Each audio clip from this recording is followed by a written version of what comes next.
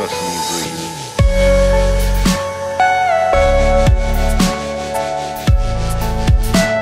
नाजरीन, इस वक्त मैं जिस जगह ठहरा हुआ हूँ, मेरे बिल्कुल पीछे ये जो टीन के शेड का जो खोखा नज़र आ रहा है, ये एक उर्दू मीडियम सरकारी स्कूल है। जी हाँ, उर्दू मीडियम सरकारी स्कूल है। आप हैरत का शिकार मत होइए, ये वाकई उर्दू मीडियम सरकारी स्कूल है। यहाँ पर देखिए मासूम तलबा तालीम हासिल करने के लिए बैठे हुए हैं।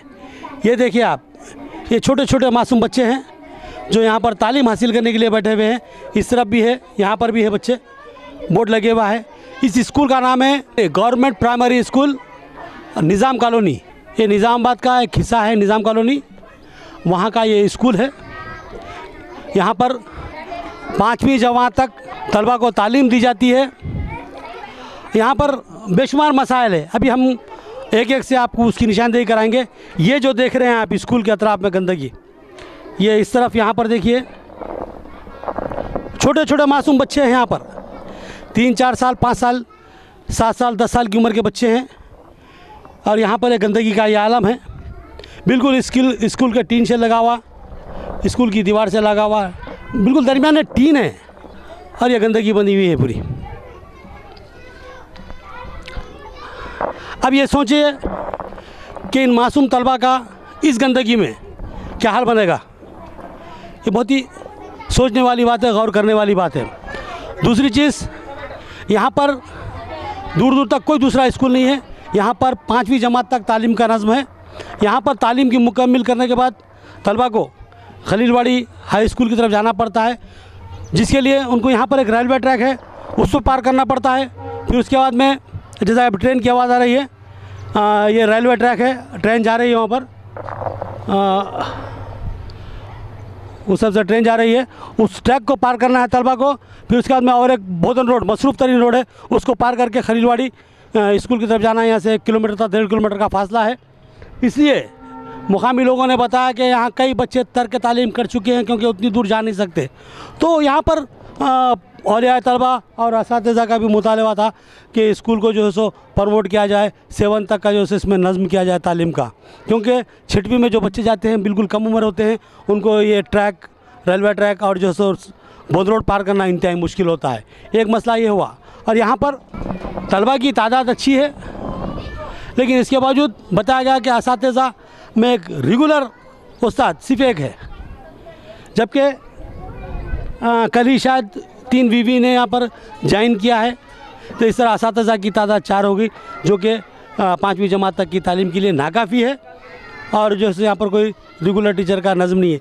ये स्कूल 2009 में चालू किया गया है और 2009 से एक उर्दू मीडियम का स्कूल इस तरह के टीन शेड में चल रहा है। ये बहुत ही अफसोसनाक बात है। उर्दू रियासत की दूसरी सरकारी ज़बान है। रियासती वज़ीर आला चाहते हैं कि उर्दू तबके का भला किया जाए। उन्होंने बेशुमार स्कीमात का ऐलान किया है, उसको इम्प्लीमेंट भी करवा रहे हैं। लेकिन मैं पूछता हूँ कि जो हमारे जो ओहदेदार है उन स्कीमात को यहाँ तक क्यों नहीं लाते। आज हमारे ये बच्चे जो मासूम बच्चे हैं, बिल्कुल कम उम्र बच्चे हैं, ये गंदगी और ताफुन में कैसे पनप सकेंगे? इनकी सेहतों का क्या होगा? तालीम तो मैं समझ रहा हूँ उनको मुनासिब मिल ही नहीं पा रही है। असातिज़ा थे ही नहीं, एक ही टीचर था और जैसो आज जैसो 3 वीवीज़ आए हैं। तो ये सूरत हाल इंतहाई संगीन है और हमारे लीडर्स खामोश है, तो इस पर हमें हैरत है। आइए अंदर से हम आपको स्कूल का मुशाहिदा करवाते हैं। ये एक देखिए, ये स्कूल की क्लास है। ये यहाँ पर बच्चे बैठे हुए हैं, समझ। यहाँ पर जो सो इस तरफ एक बोर्ड लगा हुआ है, इस तरफ एक बोर्ड लगा हुआ है, एक टीचर खड़े हुए हैं और ये 2 क्लासों की जो सो मैं समझ रहा हूँ तादाद है। इसमें से बेशतर बच्चे गैर हाजिर है क्योंकि यहाँ पर बैठने की सहूलत नहीं है, पूरा गीला है ज़मीन पर, बच्चे बैठेंगे कहाँ? एक सवाल है ये। तो यहाँ पर राइट टू एजुकेशन एक्ट है, उसकी खुली खिलाफ वर्जी हो रही है। बच्चों को किसी किस्म की यहाँ पर सहूलत मुयसर नहीं है। लेटरिन बाथरूम की हालत देखिए, इंतहाई तबाह है। देखिए किस तरह के जो सो उर्दू मीडियम स्कूल चलाए जा रहे हैं। ये सवाल हमारी जो है सो महकूमा तालीम से है। ये सवाल करने में हम हक़ बाजानिब है कि आखिर बग़ैर किसी सहूलत के ये तलबा आखिर किस तरह तालीम हासिल कर रहे हैं? क्यों इन बच्चों की ज़िंदगियों से खिलवाड़ किया जा रहा है?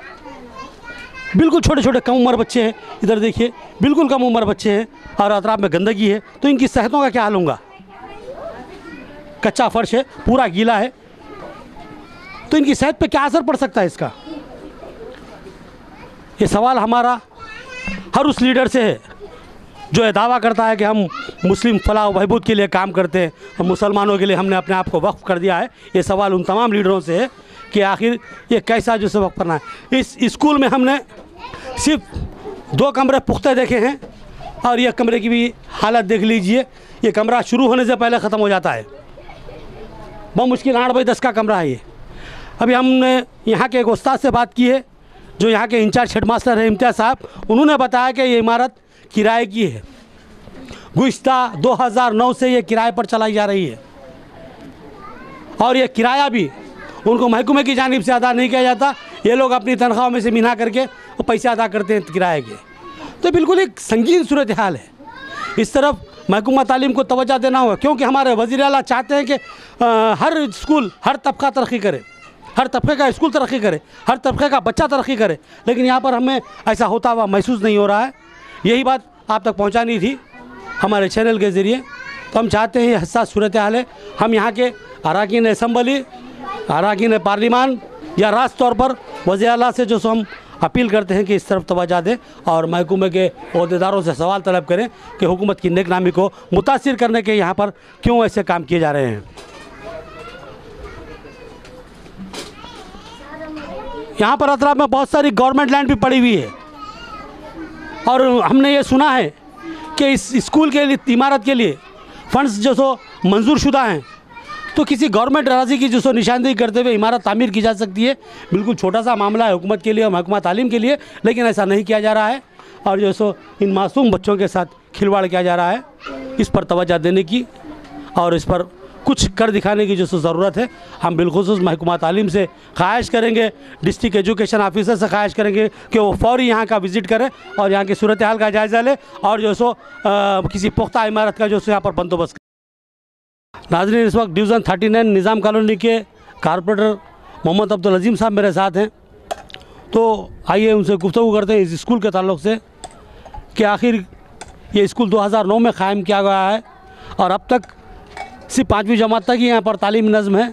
कई तलबा पढ़ के निकल चुके हैं और उनकी आगे तालीम जारी नहीं है। इसकी वजह मैंने अभी बताई कि रेलवे ट्रैक पार करना है, बोधन रोड पार करना है तो खलीलवाड़ी स्कूल को जाना है, करीब 1.5 किलोमीटर का फासला है। इसलिए कई बच्चे तर्क तालीम, बल्कि यहाँ पर आदद शुमार हमारे औलिया तलबा ने बताया कि 90% से ज़्यादा तलबा जो है सो यहाँ पर तर्क तालीम करते हैं 5th के बाद से। ये एक बहुत बड़ा संगीन मसला है। और दूसरी तरफ यहाँ पर गंदगी के ताल्लुक़ से हमने बात की, ये आपको बताया कि गंदगी किस तरह है और 2009 से ये स्कूल क़ायम है। तो हमारे कारपोरेटर साहब है ये जो सो गुज़िश्ता 4 साल से यहाँ की नुमाइंदगी करते हैं, तो हम रास्त सवाल इनसे ही करेंगे क्योंकि महल्ले के ज़िम्मेदार है, इनकी ज़िम्मेदारी बनती है कि वो इस तरफ तवज्जो दें। तो हम ये सवाल करेंगे जनाब अजीम साहब, ये जो स्कूल है इसकी सूरत हाल आपको नज़र नहीं आई? अस्सलाम वालेकुम। स्कूल का मसला तो सबसे बड़ा मसला है। हम लगातार इसके वास्ते कोशिश कर रहे हैं, लेकिन डिपार्टमेंट हमको इसका कोई करेक्ट साथ नहीं दे रहा। डिपार्टमेंट का कंट्रीब्यूशन नहीं। आपने क्या नुमाइंदगी की थी, किस तरह की नुमाइंदगी की थी? साबिक़ा जो कलेक्टर मैडम थे उनसे भी कई मरतबा जो है हम जाके बताए कि हमारे कोई गवर्नमेंट लैंड बताइए हम जहाँ पे स्कूल बना सके। एक लैंड जो है से एक मौसूफ जो है सो गिफ्ट करे थे, लेकिन वो लैंड नाले में रहने की वजह से वो सूटेबल नहीं है, बल्कि हमारे एजुकेशन डिपार्टमेंट वाले एमआरओ को लिखे, एमआरओ आके चेक करके जो सो लैंड सूटेबल नहीं है बल्कि बता गए, क्योंकि बिल्डिंग। नाज़रीन, यहाँ पर गौर करने वाली बात है कि जो ज़मीन की हम निशानदेही करते हैं एजुकेशन डिपार्टमेंट उसको अनफिट करार देता है, रिजेक्ट कर देता है। बहुत ही अहम नुकता जो हमारे कारपोरेटर साहब बता रहे थे। उसकी वजह से कई दिन से काम रुक गया। और क्या है बोले तो वहाँ के जगह की जो है सो नौयत भी सही नहीं है। कॉन्ट्रैक्टर थोड़ा आगे पीछे हो रहे थे। कॉन्ट्रैक्टर को हम बद्दे बन के पकड़ के भी लाए थे, भाई हम भी कुछ जो है सो इसमें इमदाद करेंगे, हम कुछ जो है सो इन्वेस्टमेंट करेंगे, आप हमारा स्कूल बना के दियो बोल के जी। तो वहाँ की हालत देख के जो है सो वो भी आगे नहीं आया, उसको डिपार्टमेंट सपोर्ट नहीं कर रहा। सबसे अहम मसला क्या है? मेरा बोलने का मतलब ये है कि यहाँ पर और कोई सरकारी अराजी नहीं है करीब में? नहीं है, कोई गवर्नमेंट लैंड नहीं है सिवाय वो एक कि वो भी इरिगेशन लैंड है। वहाँ पे इरिगेशन लैंड के ऊपर जो है सो थोड़ी जगह है जो एक मौसूफ बताए थे। अब उनकी है इनकी है हमको से मतलब नहीं, हमारे को हमारे स्कूल से मतलब है। जो हमारे बच्चे जो है सो 5वीं क्लास के बाद तालीम हासिल नहीं कर सक रहे, वो लोग किसी हाल से कोई काम करने चल जा रहा, कोई घर में रह रहा, कोई महल्ले में रह रहा, वो सबसे बड़ा तकलीफ़ का मामला है हमारे वास्ते। तो हम इसके वास्ते लगातार कोशिश कर रहे हैं। हमारे हेडमास्टर साहब आके हर बार बताते हैं, साल में एक आध महीना तो ऐसा गुजरता है कि हम साथ में जो है सो एक चीज़ के लिए लगते हैं कि हमारे को एक्सटेंशन होना है स्कूल के वास्ते। एक्सटेंशन के वास्ते भी कई मरतबा जो है सो जाके कलेक्टर के पास नुमाइंदगी करे।